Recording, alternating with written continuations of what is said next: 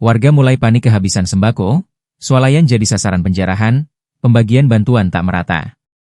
Warga Kecamatan Pandan Kabupaten Tapanuli tengah mulai menjarah makanan dan minuman di sejumlah swalayan, Sabtu, 29 November 2025.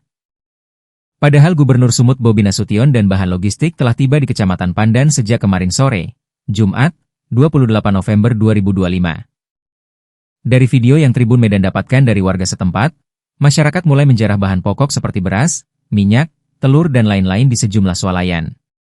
Misalnya di swalayan Aido yang berada di Jalan Lintas Sibolga Tapsel, Kalangan, terlihat toko tersebut warga berlarian mengambil bahan sembako. Selain itu, barang di swalayan tersebut sudah kosong. Hal serupa juga terjadi di Indomaret dan Alfamidi yang ada di beberapa kecamatan di Kabupaten Tapteng. Seorang warga Pandan,